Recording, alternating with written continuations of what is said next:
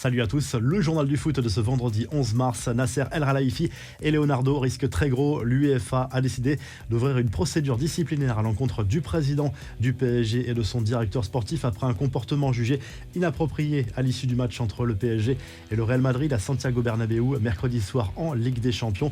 Dans son rapport cité par Marca, l'arbitre principal dénonce bel et bien un comportement agressif des deux dirigeants parisiens qui auraient tenté de pénétrer dans le vestiaire du corps arbitral à l'issue de cette rencontre. Autre polémique dénoncée par la presse espagnole, cette fois cette supposée altercation entre Neymar et Donnarumma, un véritable mensonge selon le Brésilien qui a tenu à démentir cette information sur les réseaux sociaux. Il en tient pour preuve une conversation WhatsApp avec l'Italien qui prouverait qu'il ne s'est rien passé. Plusieurs joueurs du PSG se sont exprimés sur les réseaux sociaux au lendemain de cette élimination face au Real Madrid. Kylian Mbappé a tenu à envoyer un message d'unité aux supporters parisiens. Moment difficile, la Ligue des Champions était un grand objectif pour nous, mais nous avons échoué. La saison n'est pas terminée et quoi qu'il arrive, nous resterons soudés et déterminés jusqu'au dernier match de la saison, a promis l'attaquant parisien. Marco Verratti a pris la parole lui aussi sur Instagram pour adresser ses excuses aux supporters parisiens. Une image fait beaucoup parler, cette capture d'écran du match qui montre à quel point Kylian Mbappé, Lionel Messi et Neymar ont parfois fait preuve de passivité sur le replacement. Regardez comment à la 52e minute de la rencontre, alors que le score est toujours de 1-0 pour Paris, le bloc du club parisien se disloque complètement. Cette action n'a rien donné, mais elle est symptomatique du manque de cohésion du PSG qui a craqué ensuite dès la première difficulté.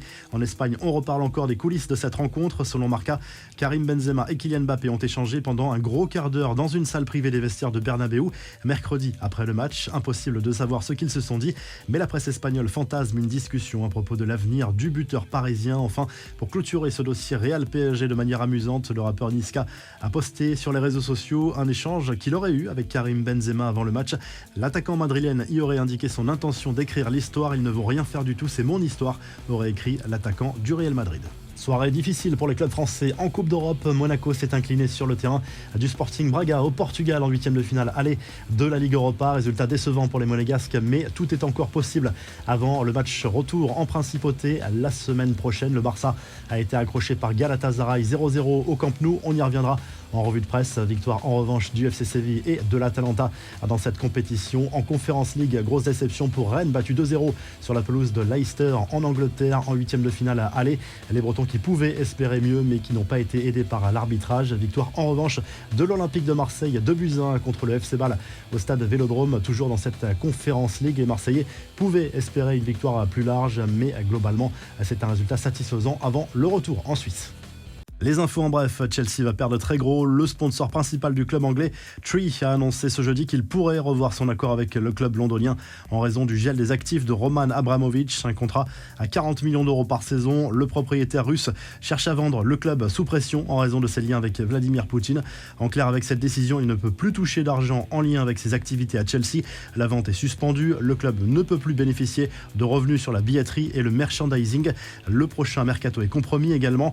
Les autres gros sponsors comme Nike réfléchiraient également à un éventuel désengagement. La marque américaine verse 65 millions d'euros par saison aux Blues en tant qu'équipementier. Toujours en Angleterre, le Daily Mail relance la rumeur d'une possible arrivée de Mauricio Pochettino à Manchester United.